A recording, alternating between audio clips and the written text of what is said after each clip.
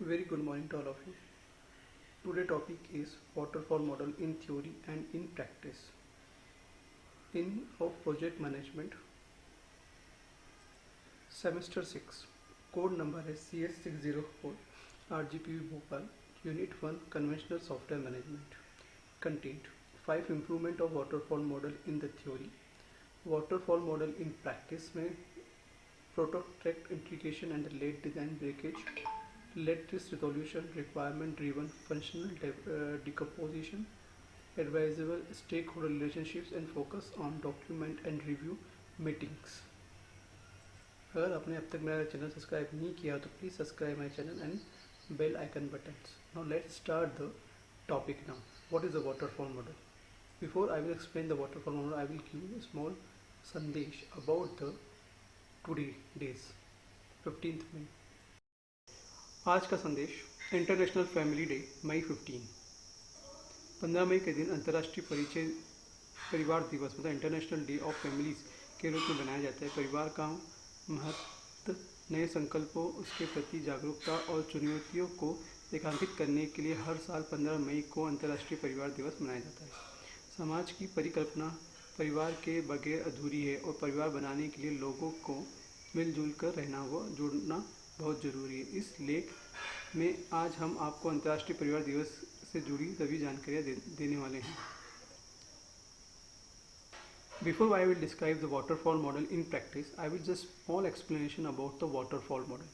Waterfall model क्या होता है? Waterfall model is the simplest model of software development paradigm. सबसे सिंपलेस्ट मॉडल है पैराडिग्म का मतलब सबसे पहले जो लॉन्च हुआ था 1960 के पहले जो था वो है वाटरफॉल मॉडल। सबसे सिंपलेस्ट और सबसे इजी मॉडल था।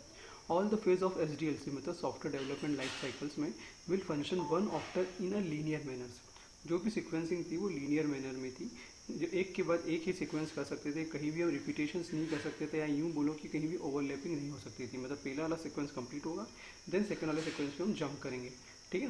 This is that is when the first phase is finished, then only the second phase will start and so on, just like. The waterfall model was the first process model to be introduced and also called the linear sequential life cycle model. इसे हम क्या बोल सकते हैं? linear sequential life cycle model भी हम कह सकते हैं, समझ में ना।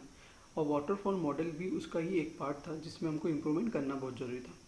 लास्ट वीडियो में ऑलरेडी हम एक्सप्लेन इट वाटरफॉल मॉडल होता क्या था। इस केस में उसको इम्प्रूवमेंट की प्रोसेस समझेंगे इन थ्योरी और इन प्रैक्टिकल के बेसिस पे कि उसको कैसे इम्प्रूव किया जा सकता है। क्लियर है? तो ये कह सकते थे कि the conventional software process is based on the waterfall model, ये कह सकते हैं, ठीक है। The waterfall model can be taken as a benchmark of the software development process. मतलब उस वक्त जब डिज़ाइन करते थे, जब 1990s के पहले की बात कर रहे हैं, तो बेंचमार्क था वाटरफॉल मॉडल, और वाटरफॉल मॉडल की ही कॉन्सेप्ट को यूज़ किया जाता इन एवरी फील्ड पर, ठीक है, वही यूज़ किया जाता। तो उस वक्त बहुत ज़्यादा यूज़ होता था उस वक्त ये एज ए री,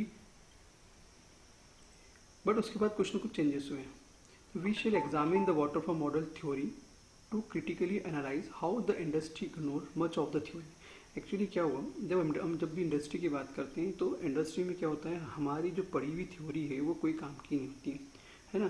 थ्योरी को इग्नोर किया जाता है, वहाँ जो ओनली किसकी बात की जाती है, प्रैक्टिकल की बात की थी, और प्रैक्टिकल को ही वहाँ पे अगर आपने किसी चीज़ में ज़्यादा अच्छे से अच्छा प्रैक्टिकल किया होगा आप उसको ही अप्लाई करेंगे, ना कि थ्योरी को, ठीक है। तो ignore much of the theory but still manage to involve good and not so good practices, particularly while जब using the modern technologies. Clear? तो उस वक्त ये चीज़ बहुत ज़रूरी थी कि हम उसको प्रैक्टिकली उसको कैसे परफॉर्म किया जाए, और जब हम प्रैक्टिकली उसको परफॉर्म करने जाते थे तब उस वक्त कॉन्सेप्ट कुछ और लग जाते थे इन प्रैक्टिस के केस में। क्लियर है?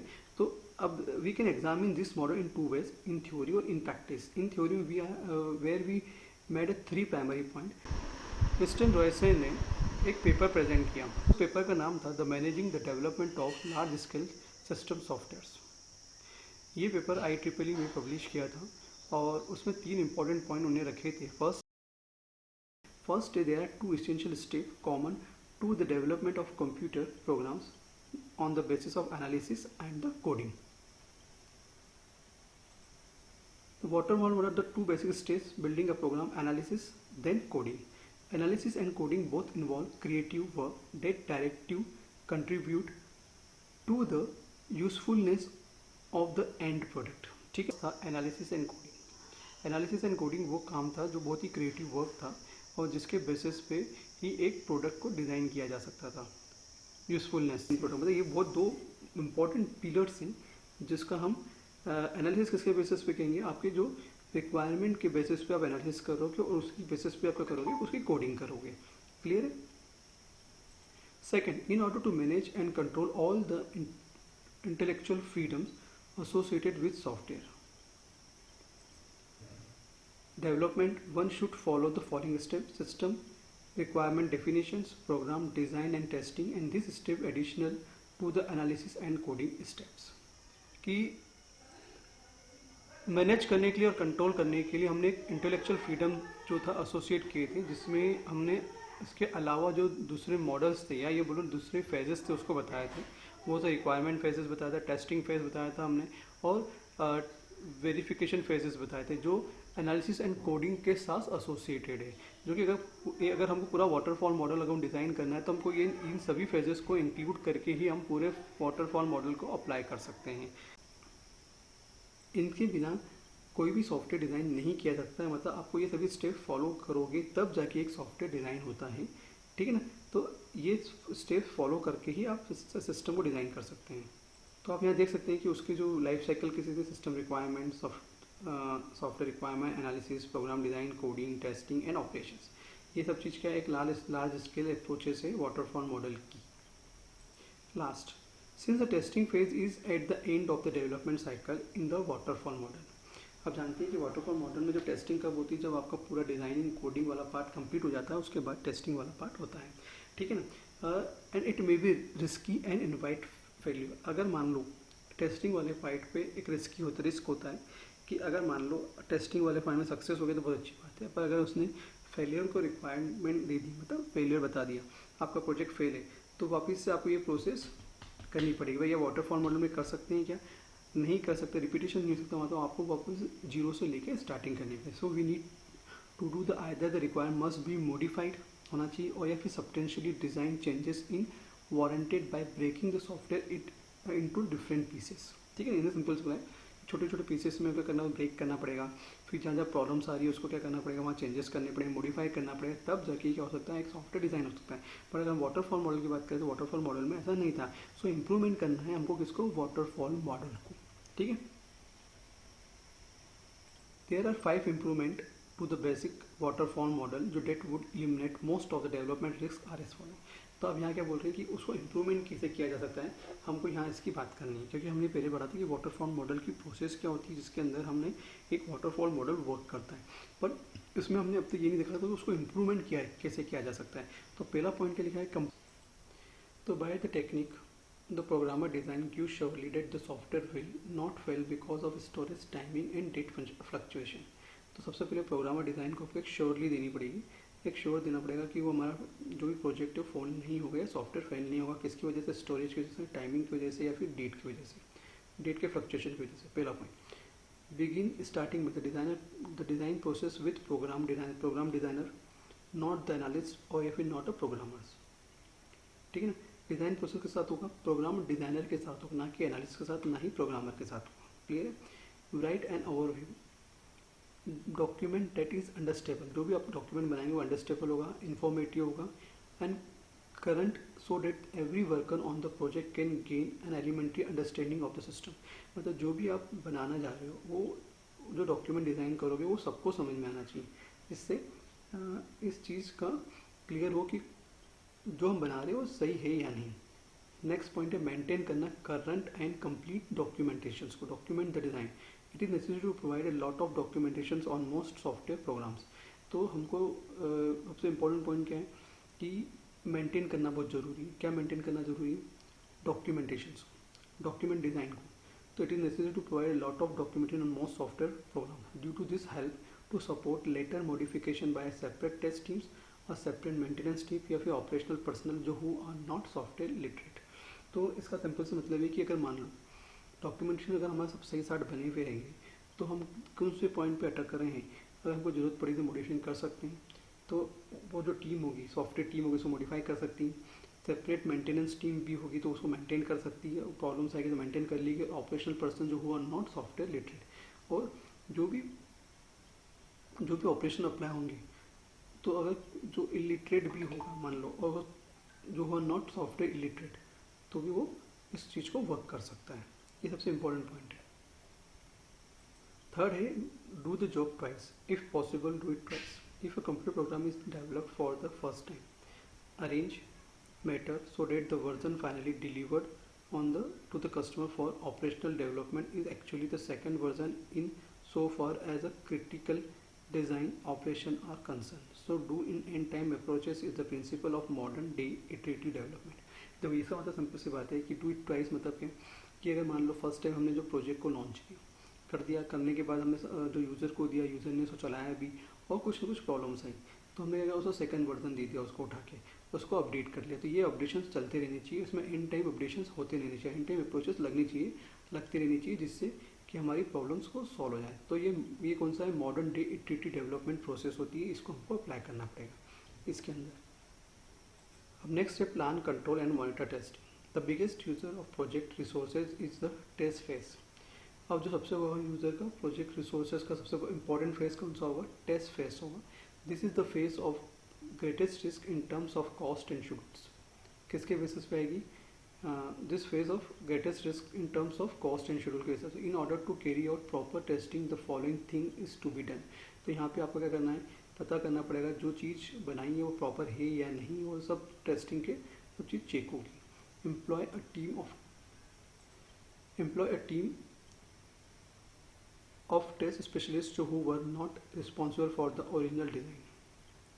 Employ a visual inspections to spot the obvious error like dropped minus sign, missing factors of 2 jumps or 2 wrong address. Test every login phase. Employ the final checkout on the target computer. तो इसका simple से मतलब है कि employ का काम होगा यहाँ पे following things to be done हुई कि, तो अभी कैसे करती है, एम्प्लॉय की टीम ही करेगी, पूरी हर एक फंक्शन को चेक करेगी, हर एक पॉइंट पे चेक करेगी, भले वो माइनस हो या मिसिंग फैक्टर तो नहीं है, सब चीज़ को वो चेक करके ही डिप्लॉय करेगी कस्टमर्स को। Involve the customers. अब it is important to involve the customer in a formal way so that he has committed himself at earlier point before final delivery by conducting some review such as preliminary software review during the preliminary program design stage, critical software review during software design, final software acceptance review, software testing, following testing. तो इसका simple से बात है कि customer हर point पे involve होगा starting से लेके अंत तक, भले वो क्रिटिकल कंडीशंस हो या स्टार्टिंग प्रीलिमिनरी कंडीशन हो या फिर फाइनल सॉफ्टवेयर एक्सेप्टेंस की कंडीशन हो, हर पॉइंट पे उसका रहना जरूरी है और हर पॉइंट पे वो भी टेस्टिंग करता रहे, तब जाके क्या होगा, ये इम्प्रूवमेंट होता रहेगा। मतलब उसके सामने सब चीज़ बनेगी तो क्या होगा, वो सब चीज़ इम्प्रूवमेंट बनता चला जाएगा, उसमें कुछ चेंजेस कराने तो नहीं है या सही है या नहीं, वो फंक्शन वो खुद भी चेक करता रहेगा time two times. So this is the 5 improvement to the basic waterfall models.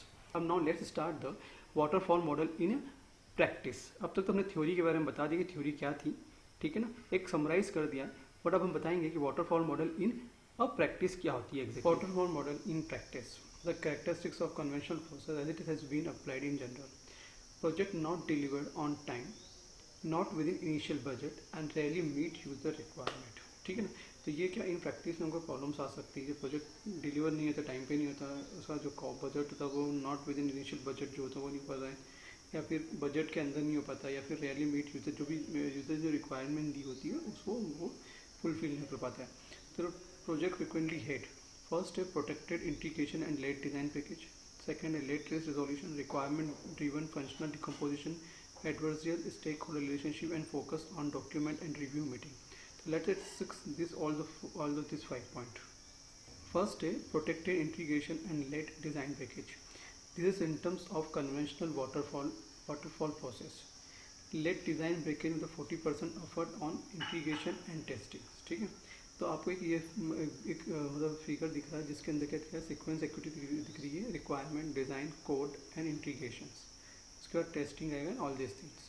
तो आप यहाँ देख रहे हैं कि ये जो पॉइंट है यहाँ तो इंटीग्रेशन डिज़ाइन हो गया है, बट ये जो हो रहा है लेट डिज़ाइन पैकेजिंग हो रहा है, ये किसकी वजह से हो रहा है, बिकॉज जब हम टेस्टिंग वाले पॉइंट पे आते हैं तब हमें मालूम पड़ता है कि ओरिजिनल टारगेट डेटा पे क्या प्रॉब्लम्स आ रही हैं, ठीक है। तो early paper design and through briefing first point था, ठीक है। फिर commitment to code very late in cycle, जो भी कमिटमेंट किया जाए कोड के बारे में वो क्या हो जाता है, लेट हो जाए इन साइकिल में। Integration nightmare due to unforeseen implementation and interface issues, ये कुछ प्रॉब्लम्स आती है, कौन से पॉइंट पे आती है, इंटीग्रेशन वाले पॉइंट पे चालू हो जाती है। Unforeseen implementations and interface issues आपको दिखाई देंगे। Heavy budget and schedule pressures, आपको बजट भी हेवी होता है एंड शेड्यूल जो होता है उसका प्रेशर भी ज़्यादा होता है। Late shoehorning and non optimal fixes with no time for redesign, मतलब आपका ये जो प्रोजेक्ट बनता है वो बनते बनते टाइम लग जाता है और उसको आपको रीडिज़ाइन करने की, आपको अगर मान लो कोई भी इश्यूज आती है तो उसको आपको रीडिज़ाइन करने की पॉसिबिलिटीज़ ही नहीं बन पाती हैं। A very fragile and unmaintainable product and almost always deliverable late, ठीक है। तो ये जो साफ साफ बोला है कि क्या अनमेंटेनेबल प्रोडक्ट है, ऑलमोस्ट ऑलवेज क्या होता है, ये क्या होता है, डिलीवर लेट होता है और हम अपने ओरिजिनल टारगेट डेटा जो होता है उसको हम पहुँच ही नहीं पाते, जिसकी वजह से लेट डिज़ाइन ब्रेकेज हो जाता है, कंप्लीशन डेट हो ही नहीं पाती। ये एक प्रकार से this is the time chart for the project schedules and the code, between the code. One more important point are here. Next one is the project filling following conventional process will consume 40% of life cycle process, मतलब ये expenditure है by activities for conventional software project का।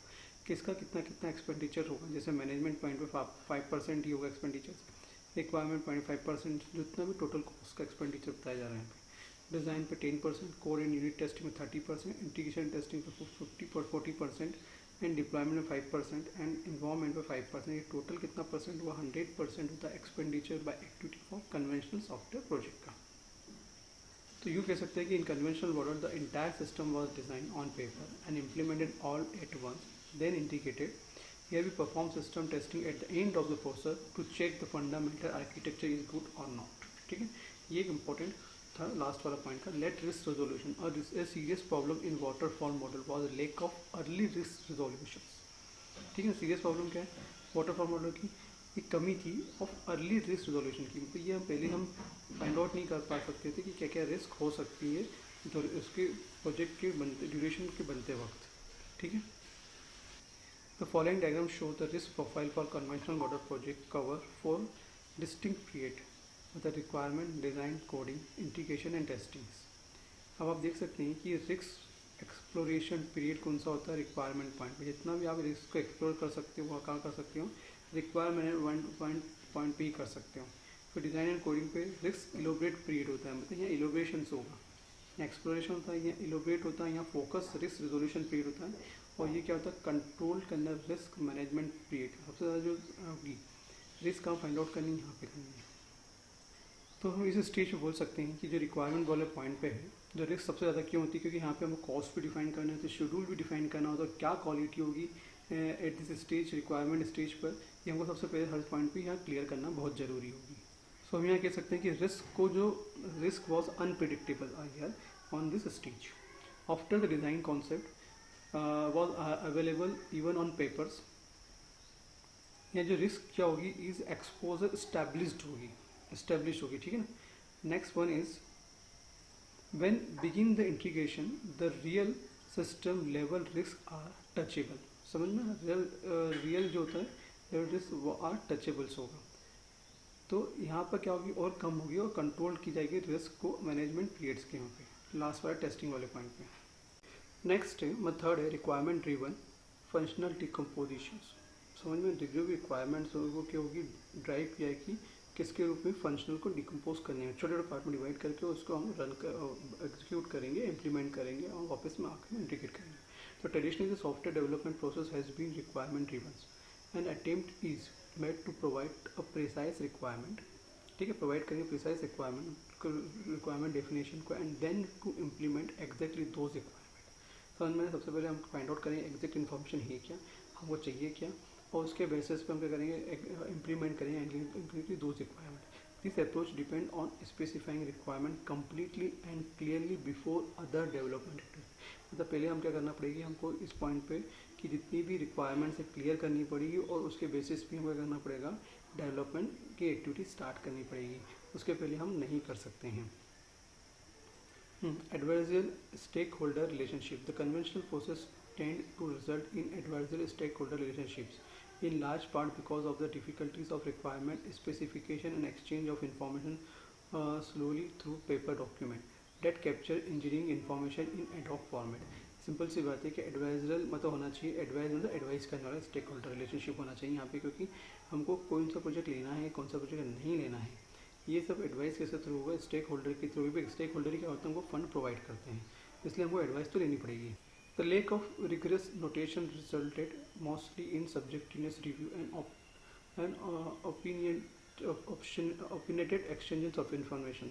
इसका मतलब है कि simple सी बात है कि एक ये एडवाइजर स्टेक होल्डर रिलेशनशिप्स है, जिसके अंदर हमको क्या करना पड़ेगा, हमको कहीं ना कहीं हद तक जो कॉन्ट्रैक्ट करना पड़ेगा किसके साथ। जब भी हम नया प्रोजेक्ट बनाते हैं तो कॉन्ट्रैक्ट के साथ करना पड़ेगा हमको, कस्टमर के साथ करना था। Contracted period a draft contract deliverable documented constitute and intermediate artifact and deliverables. मतलब हमसे पहले जो भी क्योंकि पैसा स्टेक होल्डर लगा रहा है, तो पैसा स्टेक होल्डर लगा रहा मतलब वो पहले पेपर डॉक्यूमेंटेशन मांगेगा आपसे। पेपर डॉक्यूमेंटेशन की बात है, बोलेगा कि आप जिस कस्टमर के साथ भी आप वर्क कर रहे हैं उसके साथ उसका पूरी डीलिंग होनी चाहिए, ठीक है, क्लियर कट डीलिंग होनी चाहिए, कितने दिन में क्या होगा ये सब चीज़ आपको क्लियर करना होगी। अप्रूवल्स होना चाहिए, कस्टमर के अप्रूवल चाहिए, जो आपने बनाया जो डॉक्यूमेंटेशन आपने बनाया वो अप्रूवल है या नहीं, जो आर्किटेक्चर बना रहे हैं वो सही है या नहीं, उसके भी अप्रूवल उनसे लेना पड़ेंगे। इसके वक्त आपको इंटरव्यू भी लेना पड़ सकते हैं, क्वेश्चनरीज भी करना पड़ सकती है बार बार उनके साथ मिलकर, ये सब चलती रही, मीटिंग भी करनी पड़ सकती है आपको बार बार।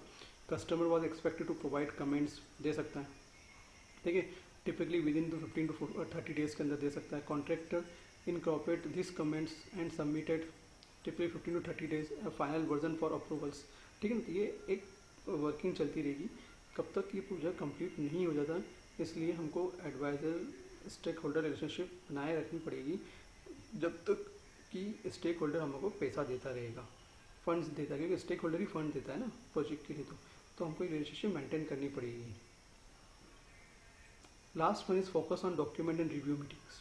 The conventional process focused on providing various documents you did attempt to describe the software product with insufficient focus on producing tangible increment of the product themselves. So and the review meeting were costly and not productive. देखो क्या बोला sir, the conventional process focused on providing various documents that attempt to describe the software product, जो किसी बारे में software product के बारे में बताता है, तो विथ इनसफिशिएंट फोकस, जो क्या होता है, इनसफिशिएंट फोकस होगा on producing tangible increment of product themselves, ठीक है, जो कि क्या होता है प्रोजेक्ट को टेंजिबल तरीके से उसको इंक्रीमेंट नहीं कर पाता है। And this review meeting were costly and not productive. मतलब कई बार क्या होता है, ये रिव्यू मीटिंग क्या होती है, कॉस्टली पड़ जाती है, जबकि इसमें हमको कोई भी प्रोडक्टिव वर्क नहीं मिल पाता है, ठीक है। कि प्रोजेक्ट स्टेक होल्डर होता क्या है, जब हमने बात प्रोजेक्ट स्टेक होल्डर की बात की थी, मतलब इसके अंदर वाटरफॉल मॉडल इन प्रैक्टिस के अंदर, तो आपको मालूम होना चाहिए कि स्टेक होल्डर होते हैं कौन। Stake holder are the people जो involve in affect by project activities. Stake holder included the project sponsor and project teams, support staff, customers, users, supplier, opponent to the project. these are the project stockholder related to the during the project. Waterfall model in summary, last topic in theory, each phase produce document due date are verified and valid. इस phase में क्या होता है, verified किया जाता है और valid किया जाता है, सब फेज पे, हर फेज पे वेरीफाइड एंड वैलिड किया जाएगा और एज्यूम टू बी कंप्लीटेड, और माना जाएगा कि कंप्लीट हो गया। Each phase depend on the document of the previous stage.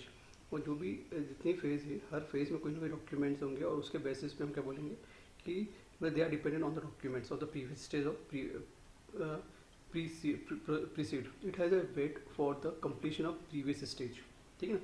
मतलब हर फेज में डॉक्यूमेंट डिज़ाइन किए जाएंगे और हर फेज का जो डॉक्यूमेंट डिज़ाइन होगा वो क्या होगा, डिपेंडेंट होगा नेक्स्ट स्टेज के लिए।